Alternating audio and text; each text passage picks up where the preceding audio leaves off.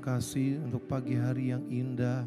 Terima kasih untuk kesempatan yang Kau berikan kepada kami untuk bisa hadir di rumah-Mu ya Tuhan. Ini kami gereja-Mu mempersiapkan hati, mempersiapkan hidup kami yang terbaik Tuhan. Sebagai persembahan yang hidup bagi-Mu Tuhan. Biarlah Engkau memenuhi kami dengan roh-Mu Tuhan. Agar kami dapat menyembah Tuhan di dalam roh dan kebenaran. Pakai mulut kami, lidah kami Bapa untuk memuji, memuliakan nama-Mu Tuhan. Karena Engkau satu-satunya Allah yang layak kami puji. Segala sembah, segala hormat, segala pujian Tuhan hanya bagi nama-Mu. Terima kasih Tuhan. Urapi kami jemaat-jemaat-Mu. Terima kasih Engkau sudah layakkan kami. Di dalam satu nama Tuhan Yesus Kristus, Juru Selamat kami yang hidup. Semua yang siap dan percaya, mari sama-sama katakan amin. Selamat pagi, shalom.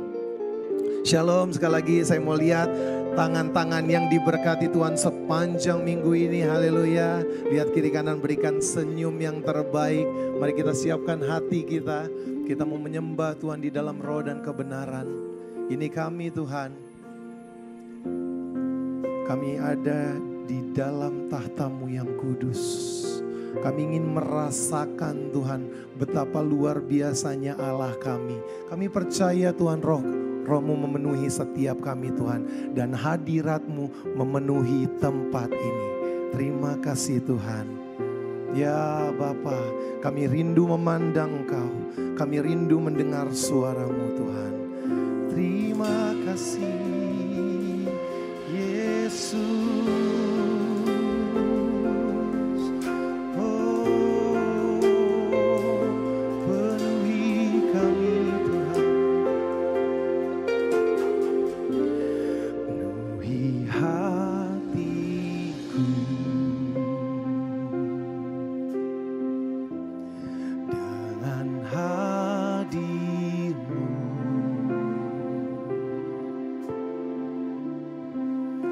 Ku rindu memandang wajah-Mu oh Tuhan, di dalam kekudusan-Mu. Bawaku dekat, amin, dalam hati-Mu. Kami rindu Tuhan. Ku rindu mendengar suara-Mu oh Tuhan, di tempat kudus-Mu sekarang. Jemaat Tuhan, mari katakan, ku rasakan kasih-Mu dan indahnya kekudusan-Mu, penuhi dengan kasih-Mu. Amin. Diam di hadirat-Mu, ku mengangkat tanganku dan ku bersyukur menyembah-Mu, penuhi dengan kasih-Mu. Ya, diam di hadirat-Mu. Ya Tuhan, penuhi hati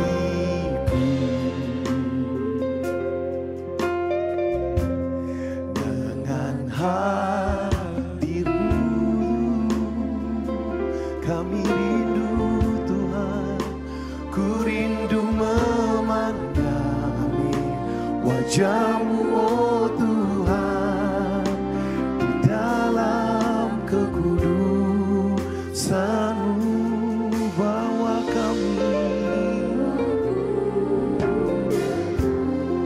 Bawa kami lebih dekat Tuhan.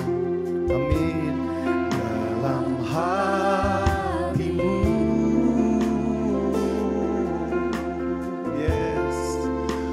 Ku rindu mendengar suara-Mu, oh Tuhan, di tempat kudus-Mu sekarang.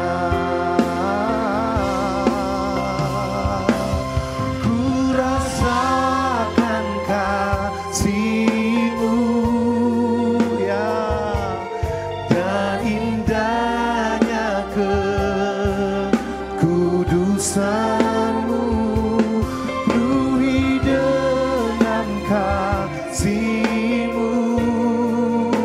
Amin. Diam di hadirat-Mu, ku mengangkat tanganku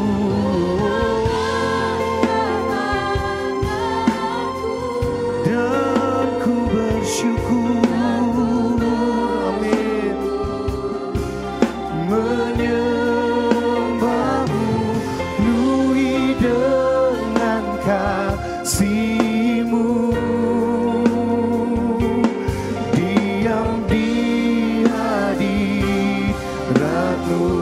Mari katakan, ya, kami rasakan Tuhan, dan indahnya kekudusan-Mu, penuhi dengan kasih-Mu, ya Bapa.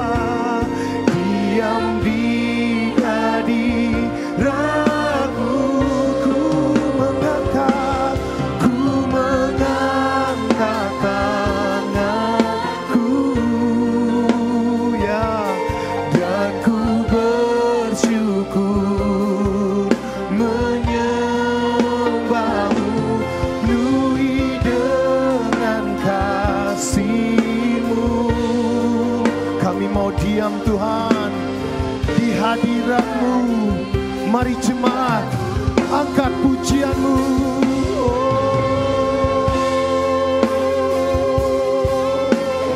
Kami mengangkat tangan kami Tuhan. Kami berikan yang terbaik Tuhan. Kami mau memuji-Mu.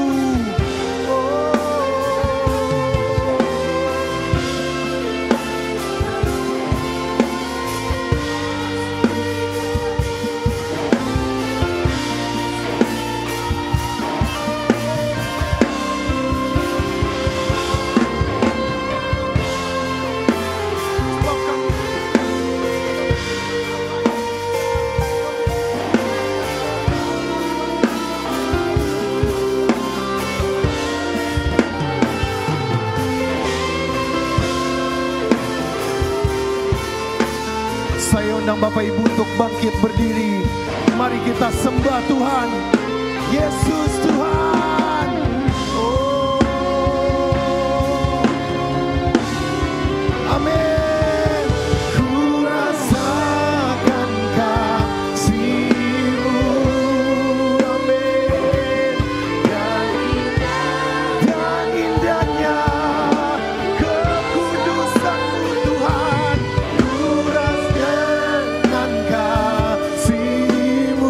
Kami mau diam di hadirat-Mu Bapa.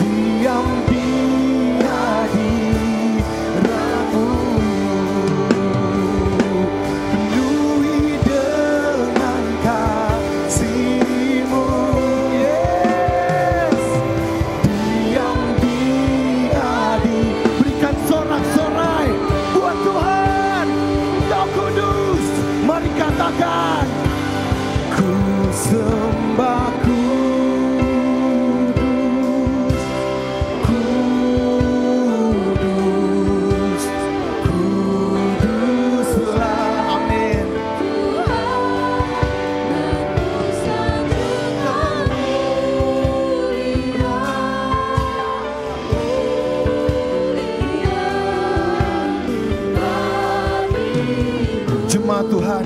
Mari katakan pujian ini. Ku sembah, Dia kudus, Dia besar, Dia mulia. Ya,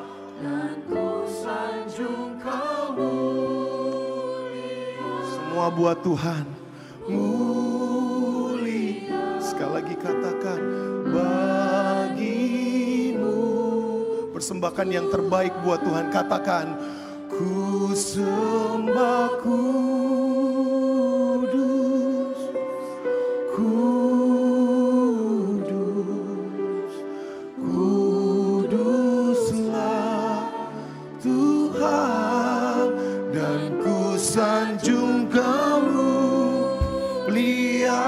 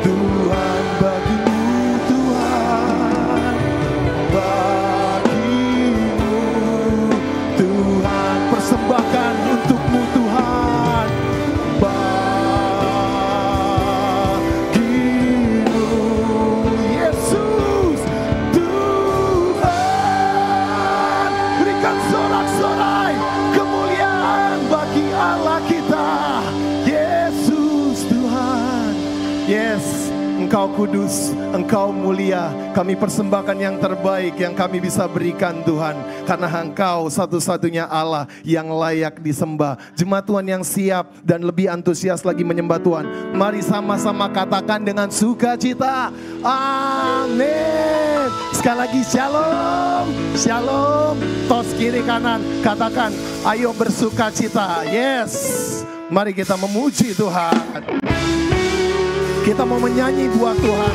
Kita mau memuji Tuhan. Yes. Kita mau menari buat Tuhan. Yes.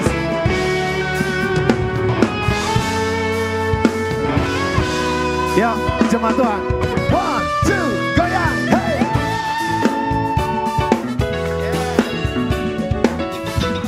Mari kita katakan, nyanyi puji Tuhan. Nyanyi puji Tuhan. Bangun bait kudusnya. Di tempat ini Yesus telah hadir. Kemuliaan Tuhan dinyatakan. Oh, sukacita. Bangun bait kudusnya. Amin. Persembahkanlah seluruh hidupmu bagi kemuliaannya. Mari kita katakan, anugerahnya besar bagiku.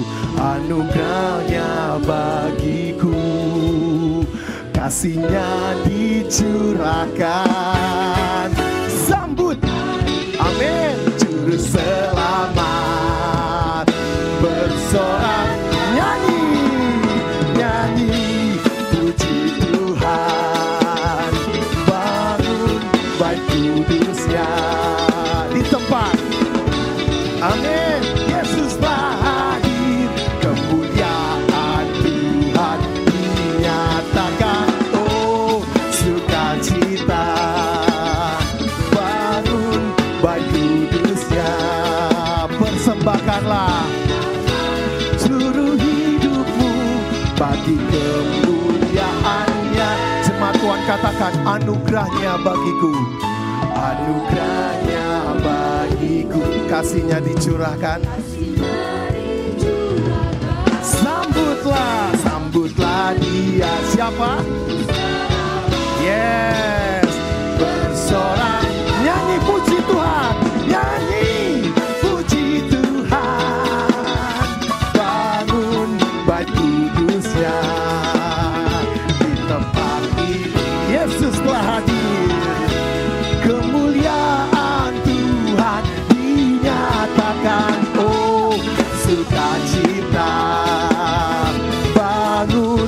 baik kudusnya persembahkan.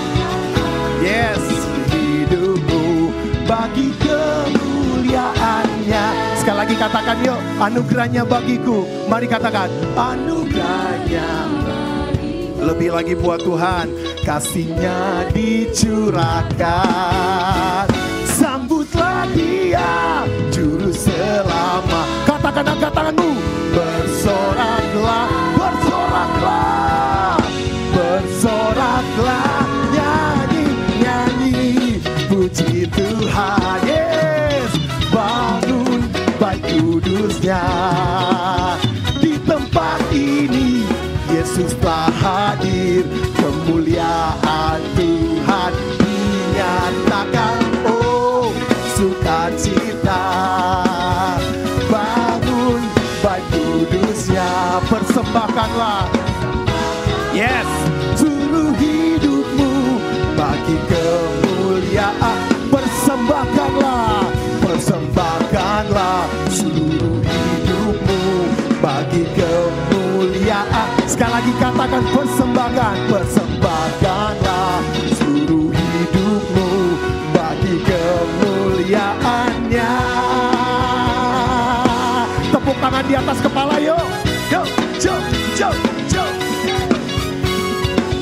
Mari sama-sama kebar GBI Bethel Harapan Indah nyanyi. Berikan sorak-sorai buat Tuhan kita yang luar biasa. Umat-umat tebusan Tuhan, mari berikan sorak-sorai lebih luar biasa lagi buat Tuhan kita. Haleluya. Kita mau nyanyi bahwa kita adalah umat-umat pemenang. Yes, tepuk tangan di atas kepala buat Tuhan kita yang luar biasa.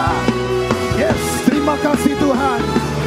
Sekarang telah tiba, kami umat-Mu memuji-Mu. Sekarang telah tiba keselamatan dan kuasa dan pemerintahan Allah kita, kuasanya yang diurapinya, karena telah dilemparkannya para pendakwa kita. Mari katakan, sekarang telah tiba keselamatan. Nyatakan pemerintahan Allah kita, kuasanya yang diurapinya, karena telah dilemparkannya para pendakwa kita. Nyatakan oleh darah anak domba. Terima kasih Tuhan, oleh kesaksian kita. Katakan, kalahkan kuasanya, dihancurkan oleh darah anak domba.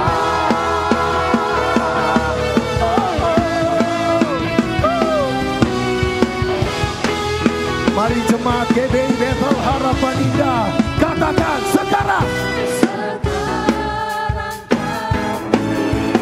Nyatakan sama Tuhan.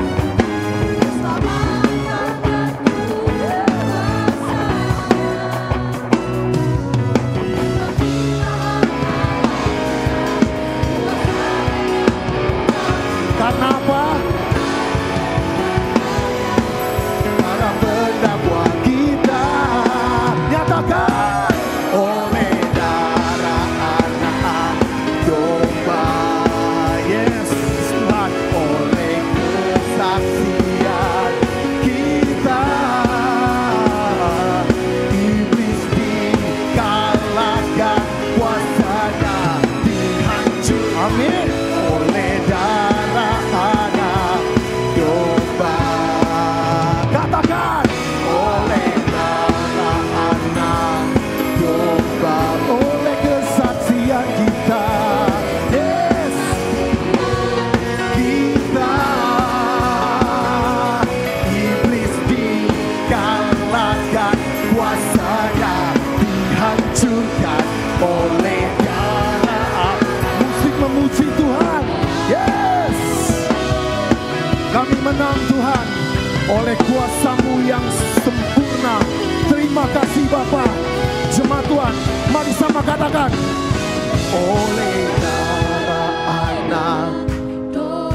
kita telah ditebus oleh darah yang suci. Amin. Kesaksian kita. Yo, iblis dikalahkan, kuasanya dihancurkan oleh darah anak domba.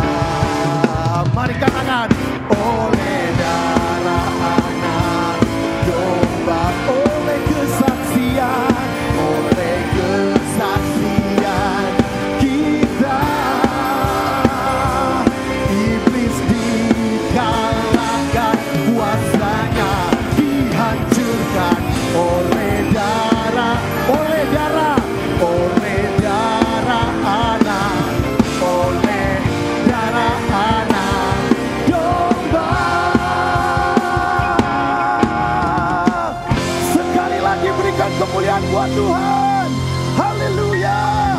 Terima kasih Tuhan. Silakan duduk Bapak Ibu. Pujian tadi mengatakan oleh kesaksian kita iblis dikalahkan, kuasanya dihancurkan. Jadi jemaat GBI Bethel Harapan Indah, jangan takut untuk bersaksi. Bersaksi terus dimanapun. Mari kita siapkan hati kita untuk mendengarkan kebenaran firman Tuhan. Tuhan, ini kami. Sekali lagi kami Tuhan ingin memuji-Mu.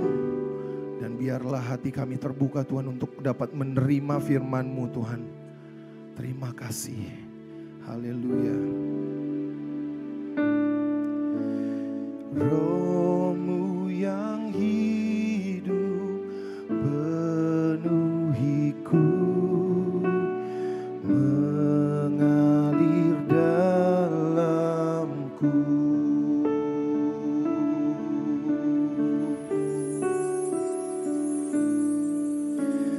Jiwaku tenang bersamamu dalam naungan-Mu.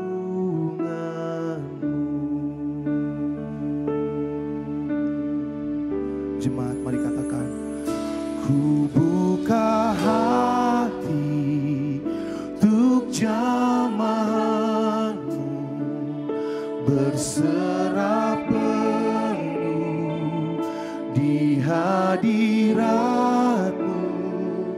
Kau ambil alih seluruh hidupku di altar-Mu, menyembah-Mu.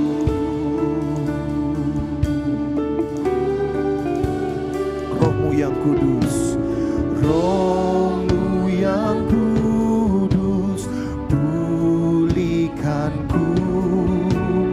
Engkaulah damaiku.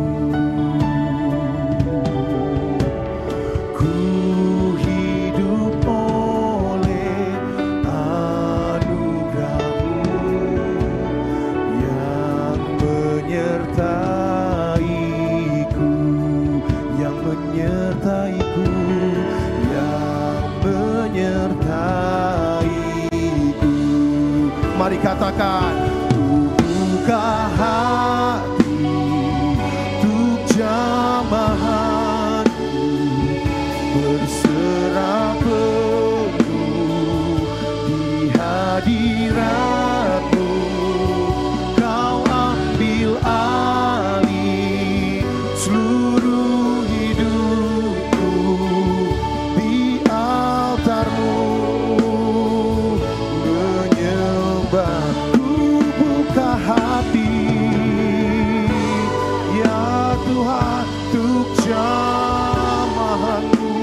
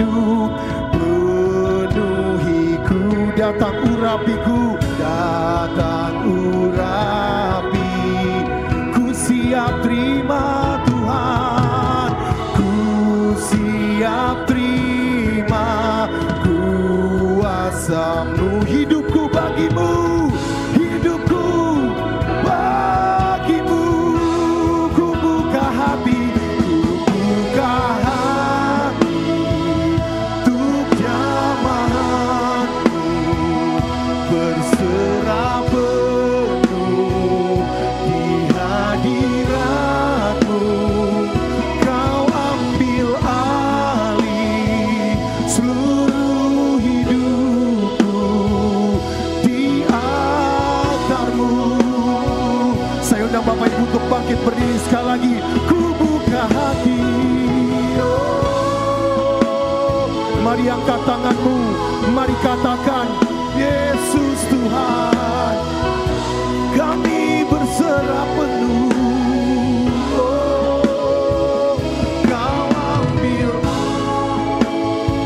seluruh hidupku di altar-Mu, menyembah-Mu. Jemaat Tuhan katakan, ku buka hati. Ini kami Tuhan.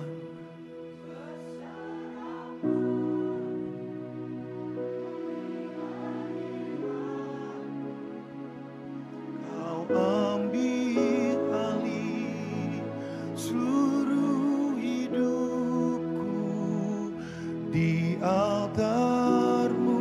Sekali lagi katakan, menyembah. Katakan sama Tuhan, ku buka hati untuk jamahan. Kami berserah Tuhan.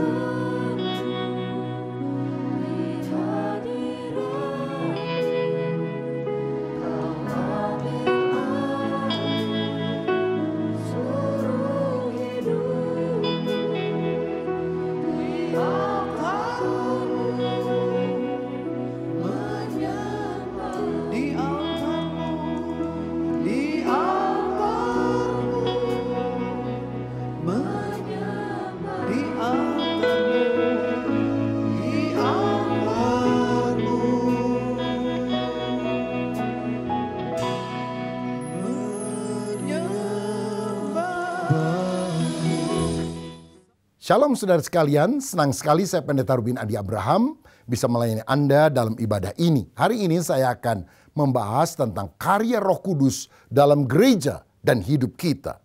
Saya juga akan membahas tentang gerakan Pentakosta dan karismatik yang Tuhan pakai pada akhir zaman untuk memiliki roh yang menyala-nyala untuk Tuhan.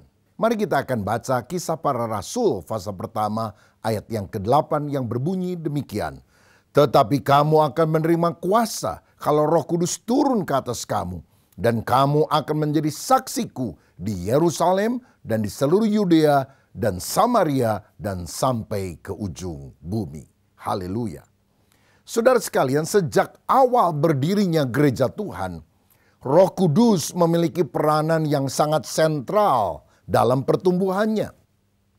Pada hari Pentakosta, yaitu 50 hari setelah Paskah kebangkitan Kristus, Roh Kudus dicurahkan kepada orang percaya. Petrus berkhotbah dan 3.000 orang bertobat serta dibaptis. Maka gereja mula-mula lahir dan kemudian terus berkembang sampai hari ini.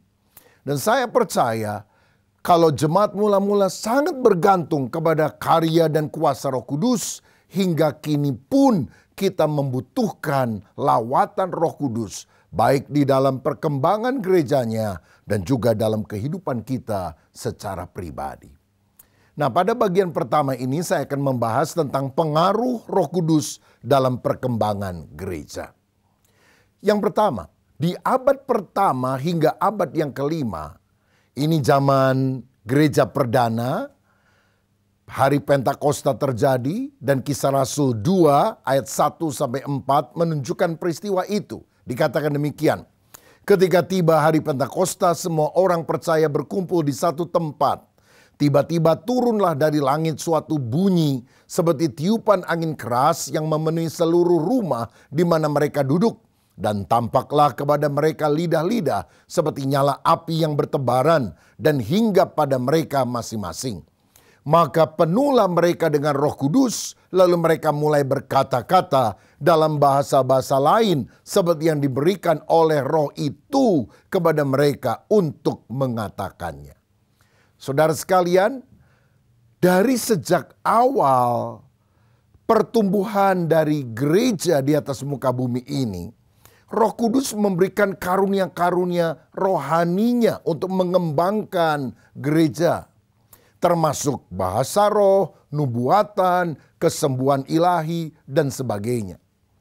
Bahkan fenomena ini umum terjadi dalam gereja mula-mula. Misalnya kita bisa lihat dalam 1 Korintus pasal 12 hingga 1 Korintus 14. Tulisan Paulus tentang fenomena Roh Kudus dan karunia-Nya dalam jemaat. Nah, selanjutnya bapak-bapak gereja mencatat keberlanjutan karunia roh ini di dalam perkembangan gereja. Yang saya maksudkan dengan bapak gereja bukan 12 rasul, tapi para teolog dan penulis Kristen yang dihormati pada abad-abad awal kekristenan. Mereka yang melanjutkan tradisi iman yang telah diwariskan oleh para rasul ini. Antara lain adalah Polikarpus yang menjadi uskup agung di Smyrna. Dia adalah murid daripada Rasul Yohanes. Saudara, Polikarpus mengalami dan mengajarkan tentang karunia-karunia roh dalam kehidupan jemaat. Selanjutnya Irenaeus yang adalah murid Polikarpus dan juga Justinus Martir yang hidup tahun 100 sampai 165 Masehi menyatakan bahwa orang Kristen masih melakukan pengusiran roh jahat, kesembuhan ilahi, bahkan membangkitkan orang mati setelah para rasul meninggal dunia semuanya. Karunia Allah itu tetap berlanjut. Termasuk juga nubuatan serta berbicara dalam berbagai-bagai bahasa atau bahasa roh. Tokoh yang lain adalah Tertullianus. Ini adalah orang yang sangat dihormati dalam sejarah gereja karena dia adalah orang yang pertama mengembangkan pemahaman tentang doktrin Trinitas atau Tritunggal yang sampai hari ini dipegang teguh oleh gereja. Tertullianus juga berbicara tentang adanya manifestasi Roh Kudus dalam gereja pada masa hidupnya. Dia bilang beberapa orang Kristen mengalami penglihatan dan nubuatan pada saat berdoa. Mereka juga mengalami mujizat penyembuhan dan pengusiran setan sebagai bukti kuasa Allah tetap berkarya bahkan setelah para rasul meninggal dunia.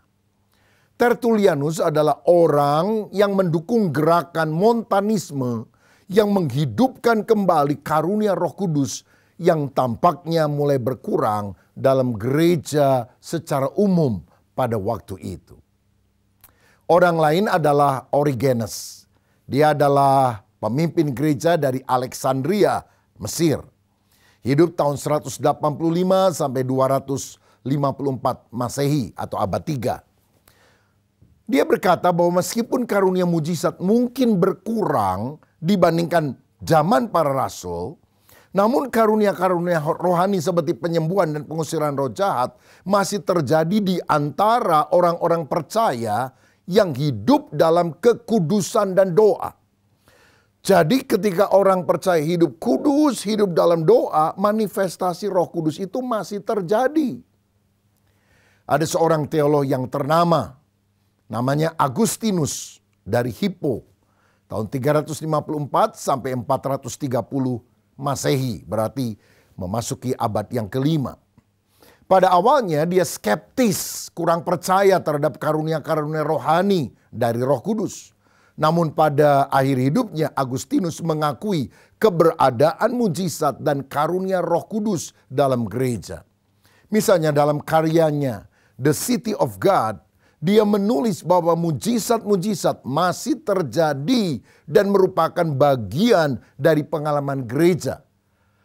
Nah, saya menyampaikan ini supaya saudara tahu bahwa dari abad pertama, kedua, ketiga, keempat, kelima, karya Roh Kudus itu masih nyata dan dicatat oleh para tokoh-tokoh Kristen yang berpengaruh. Ini menunjukkan bahwa karya Roh Kudus tidak berhenti. Apalagi seperti yang dipahami oleh kaum sesasionis bahwa karunia Roh Kudus termasuk bahasa roh, nubuat, kesembuhan sudah lenyap dengan meninggalnya para rasul. Ternyata di dalam catatan sejarah pandangan sesasionis ini tidak benar. Roh Kudus tetap berkarya walaupun manifestasinya setelah para rasul itu meninggal dunia tampaknya agak surut. Tetapi tetap ada secara sporadis di berbagai tempat. Nah, satu hal yang menarik yang saya mau bahas adalah pada abad kedua muncul sebuah gerakan yang namanya Montanis. Dari seorang yang bernama Montanus yang melayani bersama dengan 2 orang wanita dengan karunia nabi, karunia bernubuat. Namanya Priscilla dan Maximilla. Mereka adalah orang yang sangat menekankan karunia Roh Kudus, terutama nubuatan. Mereka juga berbahasa roh, seringkali mendapatkan vision, penglihatan yang mereka yakini dari Tuhan. Dan kelompok Montanis ini menekankan hidup dalam kesucian, termasuk berpuasa panjang dan larangan menikah bagi beberapa orang. Jadi ini kelompok yang sangat asketis, askese, mematikan keinginan daging supaya hidup suci karena mereka percaya bahwa Tuhan Yesus akan segera datang kembali pada waktu yang tidak kita duga. Maka kita harus mempersiapkan diri dalam hidup di dalam kekudusan. Saudara-saudara, memang pada akhir abad yang kedua, gerakan Montanis ini dipandang ekstrim oleh gereja pada umumnya. Bahkan konsili gereja Konstantinopel yang pertama tahun 381 Masehi, artinya abad keempat, secara resmi menetapkan Montanisme sebagai sekte atau ajaran sesat.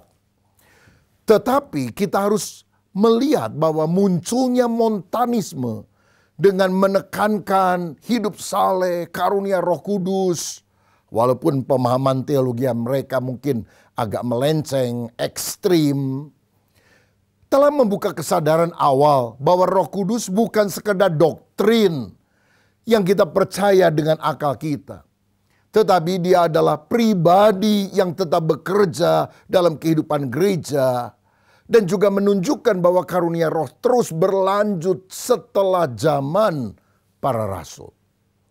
Nah, beberapa orang di kemudian hari menghubungkan fenomena Montanisme ini dengan munculnya gerakan Pentakosta dan karismatik pada abad yang ke-20. Yang dalam beberapa hal menunjukkan memang ada kesamaan ciri. Namun tentu ada perbedaan yang mencolok. Nanti kita akan bahas. Yang kedua, dalam perkembangan sejarah gereja, abad pertengahan hingga masa reformasi, abad ke-16. Muncul nama Fransiskus dari Asisi, abad 13. Dia seorang biarawan Katolik yang hidup saleh dan memilih hidup dalam kemiskinan. Ternyata dia mengalami berbagai pengalaman rohani yang luar biasa yang dia tulis di dalam bukunya. Dia dikenal sebagai orang yang pertama menerima stigmata, yaitu luka di tubuh yang menyerupai luka-luka Yesus di kayu salib. Ini kira-kira 2 tahun sebelum kematiannya.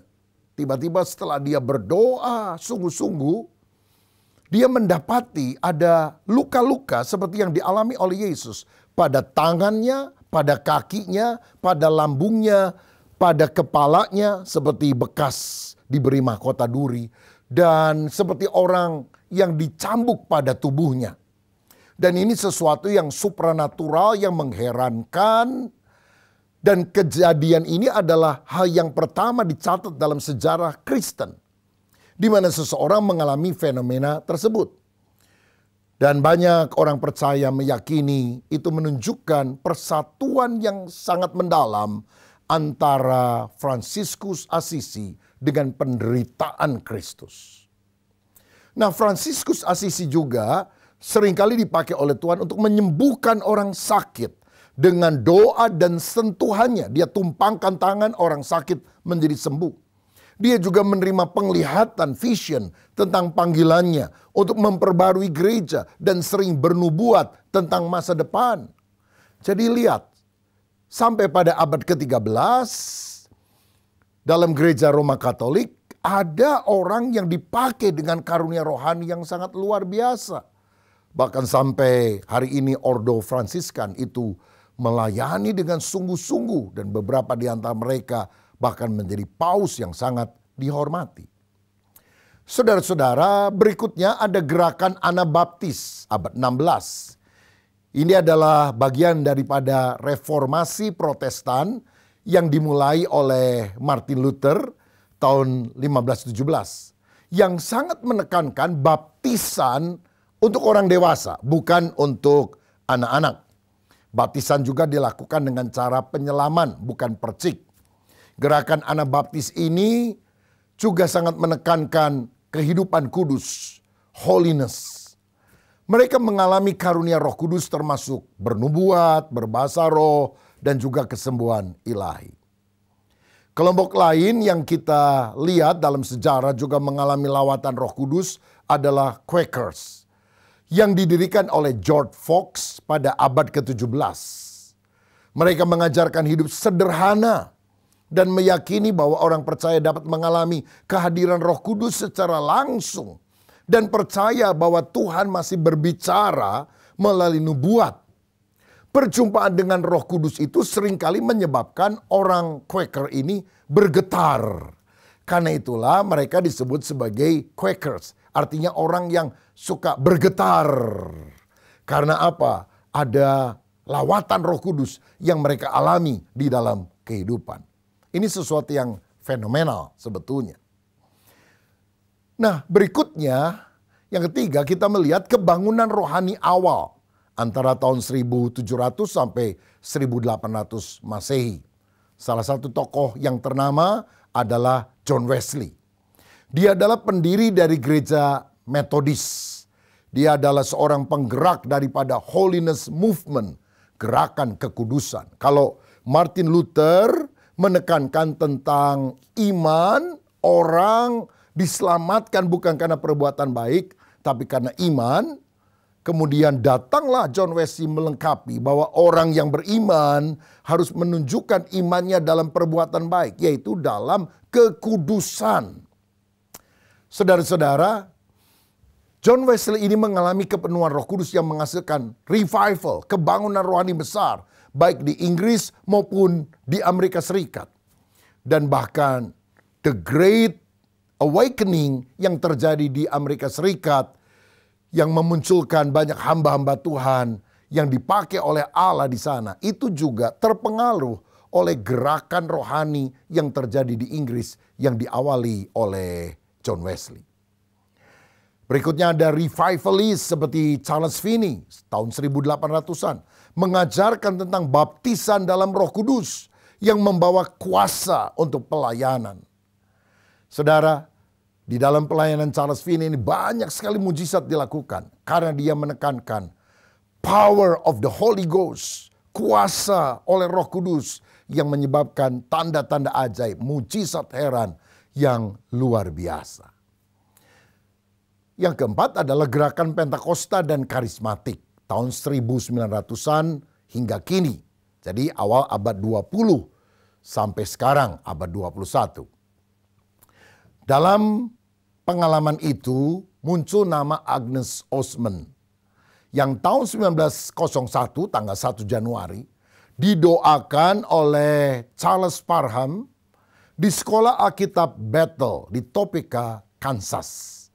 Dan dia menjadi salah satu orang pertama yang mengalami bahasa roh dalam konteks kebangunan rohani modern yang menandai awal dari gerakan Pentakosta. Tapi perkembangan pesat dari gerakan Pentakosta ini terjadi setelah revival yang berlangsung di Azusa Street atau Jalan Azusa di Los Angeles tahun 1906 hingga tahun 1909 dan selanjutnya. Yang dipimpin oleh seorang hamba Tuhan berkulit hitam namanya William Seymour. Kebangunan rohani ini menyebarkan pengalaman baptisan Roh Kudus dengan tanda awal berkata-kata dalam bahasa roh. Yang akhirnya itu menjalar ke seluruh dunia. Dan banyak orang di berbagai belahan dunia menerima baptisan Roh Kudus dan juga berkata-kata di dalam bahasa roh. Bahkan saudara perlu ketahui bahwa organisasi gereja yang besar yang lahir dari gerakan ini antara lain Church of God, Gereja Tuhan, tahun 1906, yang bekerja sama dengan Gereja Bethel Indonesia. Kemudian Assemblies of God tahun 1914 di Indonesia menjadi Gereja Sidang Jemaat Allah. Dan juga Foursquare Church tahun 1923 yang bekerja sama di Indonesia dengan Gereja Pantai Costa di Indonesia. Saudara-saudara, berikutnya ada gerakan karismatik atau dikenal sebagai Neo-Pentakosta, Pentakosta baru. Ini tahun 1960-an sampai sekarang. Karya Roh Kudus yang semula dialami oleh orang-orang yang kemudian membuat denominasi Pentakosta sejak 1960-an juga dialami oleh gereja-gereja Protestan, gereja non-Pentakostal yang merupakan gereja mainstream, arus utama, dan juga masuk ke gereja Roma Katolik. Ada beberapa tokoh awal, misalnya Dennis Bennett dari gereja Protestan yang kemudian mengakui tahun 1960 bahwa dia juga penuh dengan Roh Kudus, dan ini mengagetkan banyak orang karena selama ini orang berpikir yang penuh Roh Kudus, bahasa roh, nubuatan itu hanya orang Pentakosta. Ternyata gereja arus utama juga ngalami lawatan Roh Kudus. Muncullah orang lain seperti Oral Roberts, Catherine Kuhlman dengan karunia mujizat kesembuhan ilahi yang sangat luar biasa. Juga John Wimber yang memperkenalkan pelayanan mujizat dan kesembuhan kepada gereja Tuhan secara luas. Saudara, gerakan karismatik ini kemudian berkembang di berbagai denominasi. Seperti saya tadi katakan, bukan hanya kelompok Pentakosta, tapi juga Protestan dan juga gereja Katolik. Nah, sekarang saya mau bahas hal ini. Pada masa kini ada orang yang menyamakan gerakan Pentakosta dan karismatik yang berkembang luar biasa sekarang. Ada yang menduga kelompok Pentakosta itu kira-kira sekarang pengikutnya 600 juta, karismatik kira-kira 400 juta. Jadi hampir 1 miliar. Wow, ini jumlah yang sangat besar kalau memang benar bahwa hampir 1 miliar seluruh orang Kristen di seluruh dunia mengalami karya Roh Kudus dalam hidupnya dengan tanda yang supernatural. Ada yang menyebutkan bahwa gerakan Pentakosta dan karismatik itu mirip dengan gerakan Montanisme yang muncul pada abad kedua yang kemudian dianggap sebagai sekte. Nah saudara, walaupun dalam beberapa aspek ada persamaannya, namun ternyata ada perbedaan yang besar. Sehingga gerakan Pentakosta karismatik tidak bisa dianggap sebagai sekte sesat. Apa saja persamaan utamanya? Yang pertama, penekanan pada Roh Kudus. Kedua, gerakan ini percaya bahwa Roh Kudus masih bekerja secara aktif dan karunia-karunia Roh Kudus tidak berhenti di zaman rasul-rasul. Jadi Montanisme maupun Pentakosta karismatik adalah kelompok non-sesasionis. Tidak percaya bahwa karunia Allah berhenti setelah zaman rasul. Yang kedua, pengalaman spiritual. Kedua gerakan ini, Montanisme dan Pentakosta karismatik, memandang pengalaman pribadi bersama Roh Kudus, misalnya ekstase, nubuat, bahasa roh, sebagai elemen penting dalam kehidupan Kristen. Yang ketiga, gerakan pembaruan. Muncul berbagai bentuk protes terhadap kemerosotan rohani atau kompromi dalam gereja pada zamannya. Sehingga yang mereka suarakan adalah roh yang menyala-nyala. Ibadah yang berapi-api. Penginjilan yang semangat. Dan saya rasa ini sesuatu yang penting. Namun ada perbedaan utama antara kelompok Montanis abad 2 dengan Pentakosta karismatik mulai abad 20 dan selanjutnya. Yang pertama, otoritas wahyu. Montanisme menganggap bahwa wahyu baru dari Roh Kudus sejajar dengan Alkitab. Bahkan bisa mengungguli ajaran gereja rasuli. Sebaliknya, kelompok Pentakosta dan karismatik menekankan bahwa segala nubuat dan pengalaman rohani harus diuji dan tunduk pada Alkitab. Tidak boleh bertentangan, tapi harus selaras. Yang kedua, keterlibatan dalam gereja umum. Montanisme cenderung eksklusif, menarik diri dari struktur gereja ortodoks. Sedangkan gereja Pentakosta Karismatik banyak diantaranya yang tetap dalam denominasi utama gereja mainstream atau membentuk denominasi baru namun secara sah. Sehingga bisa melayani berdampingan dengan gereja yang sudah lebih established. Yang ketiga, pendekatan terhadap nubuat dan bahasa roh. Montanisme menganggap bahwa nubuat dianggap mutlak dan langsung dari Roh Kudus tanpa koreksi. Sedangkan kelompok Pentakosta dan Karismatik menganggap nubuat bisa salah. Karena itu perlu diuji dan tidak boleh bertentangan dengan firman Allah. Saya percaya gerakan Pentakosta dan Karismatik lebih alkitabiah dan lebih sehat jauh daripada gerakan Montanisme.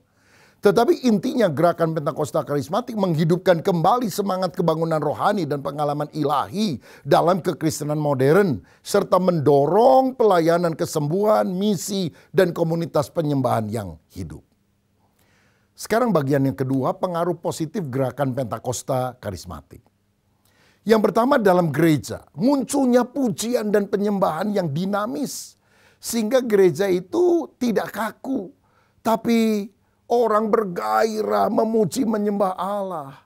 Dan dalam liturginya ada waktu untuk memberikan penyembahan secara spontan kepada Allah. Termasuk berbahasa roh. Bukan untuk diartikan bagi orang banyak, tapi sebagai bahasa doa, bahasa penyembahan kepada Allah untuk membangun diri. Juga ada penekanan yang kuat pada doa dan kuasa Allah dalam kehidupan sehari-hari. Termasuk meyakini pelayanan kesembuhan dan melakukannya di dalam ibadah. Yang kedua dalam pelayanan, penginjilan dan misi yang agresif dan masif. Juga pemuridan berbasis kuasa Roh Kudus. Saudara-saudara, penuntasan amanat agung sangat ditekankan oleh kelompok Pentakosta dan Karismatik. Tidak mau hanya sekedar menjadi orang Kristen nominal, tapi benar-benar menjadi orang yang menjangkau banyak jiwa, bersaksi tentang Yesus. Sehingga kalau kita lihat kebaktian kebangunan rohani di lapangan-lapangan, di tempat-tempat yang besar dengan ribuan, puluhan ribu orang sekali datang, ratusan ribu kadang. Itu biasanya dilakukan oleh kelompok Pentakosta dan Karismatik. Yang ketiga, dalam masyarakat luas, transformasi sosial melalui nilai-nilai Kristen, gerakan pelayanan kasih seperti membantu orang miskin, membuat panti rehabilitasi narkoba, dukungan bagi keluarga yang bermasalah, adalah hal yang umum yang dilakukan oleh gereja Pentakosta Karismatik. Keterlibatan dalam media dan teknologi untuk penyebaran Injil juga secara masif dilakukan oleh kelompok ini. Karena meyakini Injil akan diberitakan menjadi kesaksian bagi semua bangsa, baru setelah itu tiba kesudahannya. Gerakan Pentakosta dan Karismatik telah membawa kebangunan besar dalam gereja dan memiliki dampak positif di dunia. Hal ini menunjukkan bahwa Allah tetap bekerja secara supranatural untuk membangun gerejanya dan menjangkau dunia dengan kasih dan kuasanya. Haleluya. Yang terakhir, yang ketiga, pengaruh Roh Kudus bagi iman kita di masa kini. Apa karya Roh Kudus yang harus kita alami secara pribadi? Yang pertama, karya Roh Kudus seharusnya membangkitkan kerinduan kita akan Tuhan. Penjelasan yang saya jabarkan di atas telah menunjukkan bahwa Tuhan tetap bekerja pada masa kini melalui Roh Kudus-Nya. Bahkan di sepanjang sejarah. Dan pada saat ini kita juga bisa mengalami kuasanya. Saya mengalami kelahiran baru, dijamah oleh Tuhan. Dari orang Kristen KTP, Kristen tanpa pertobatan. Jadi sungguh-sungguh bertobat, cinta Tuhan. Itu karena karya Roh Kudus. Saya juga pernah minta didoakan supaya saya menerima baptisan Roh Kudus. Waktu itu saya masih SMP. Seorang hamba Tuhan dari luar negeri berdoa menumpangkan tangan. Dan tiba-tiba Tuhan memberikan bahasa roh untuk saya mengucapkannya. Dan gairah hati untuk melayani itu ada sampai hari ini. Sampai sekarang jadi hamba Tuhan itu karena karya Roh Kudus yang saya alami. Karya Roh Kudus yang melahirkan baru. Karya Roh Kudus yang membaptis saya dengan Roh Kudus dan memberikan kuasa untuk pelayanan. Yang kedua, meneguhkan iman bahwa karunia Roh Kudus masih berlaku. Manifestasi dari karunia Roh Kudus bukan hanya terjadi di zaman Alkitab, tetapi berlanjut dalam berbagai generasi. Yesus tetap sama dulu, hari ini, sampai selamanya. Karena itu kita juga percaya mujizat, percaya kesembuhan ilahi. Kita juga berdoa untuk orang-orang yang sakit. Kita percaya bahwa Allah bisa melakukan tanda-tanda ajaib dan mujizat besar, dan itu mengokohkan iman kita. Yang ketiga, Roh Kudus mendorong kita untuk hidup dalam kekudusan dan doa. Orang-orang seperti Fransiskus dari Assisi dan para Quaker mengajarkan pentingnya hidup dalam hubungan yang mendalam dengan Tuhan. Kita juga hari-hari ini harus hidup intim dengan Tuhan, akrab dengan Dia, supaya kerinduan pada hal duniawi itu makin sirna diganti dengan kerinduan akan hal-hal ilahi. Kiranya itu juga ada dalam hidup saya dan saudara. Yang keempat, mengobarkan semangat penginjilan dan pelayanan. Seperti gerakan Montanis, Anabaptis, juga gerakan Pentakosta dan karismatik di masa kini mendorong kita untuk membawa kuasa Tuhan ke dalam dunia.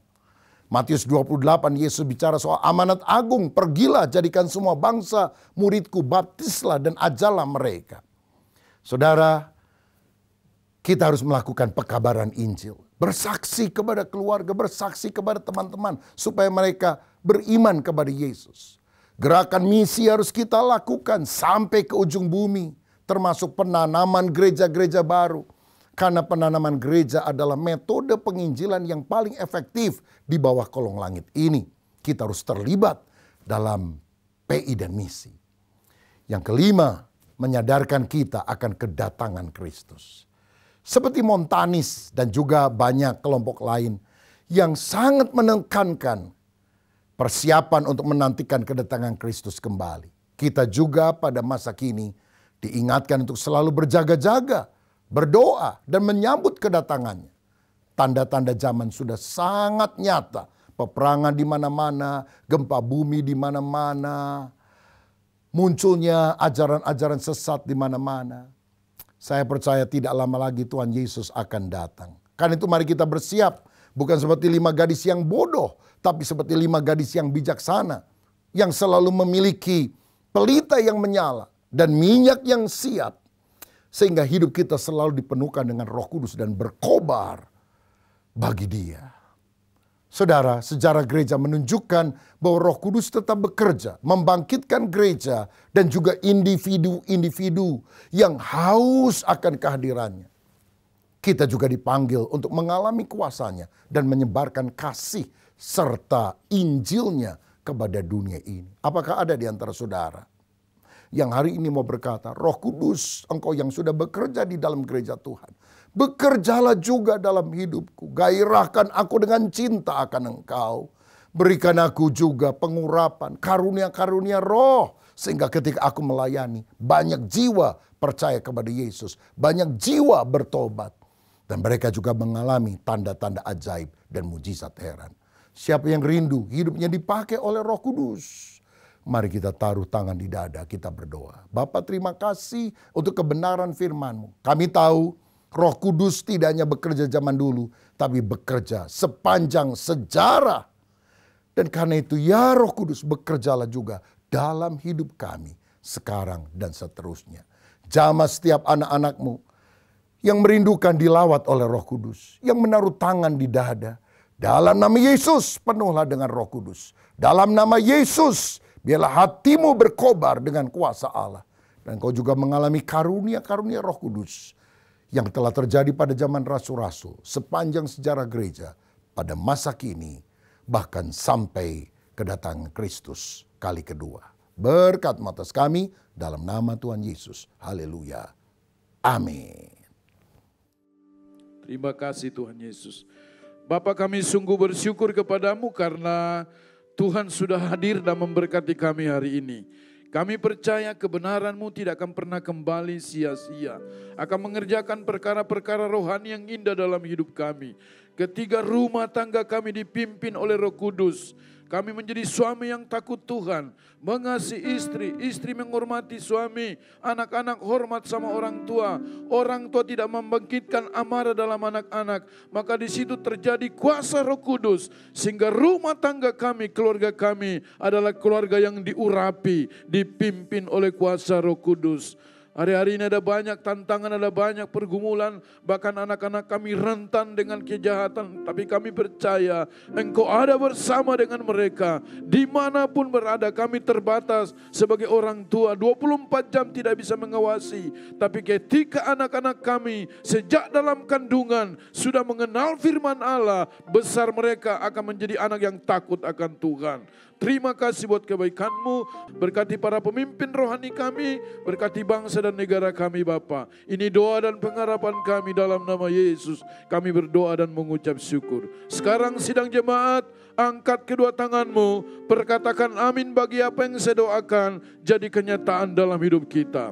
Tuhan memberkati rumah tangga-Mu, Tuhan memberkati pekerjaan-Mu, Tuhan memberkati keuangan-Mu, Tuhan memberkati kesehatan-Mu, dan Tuhan memberkati pertumbuhan rohani-Mu.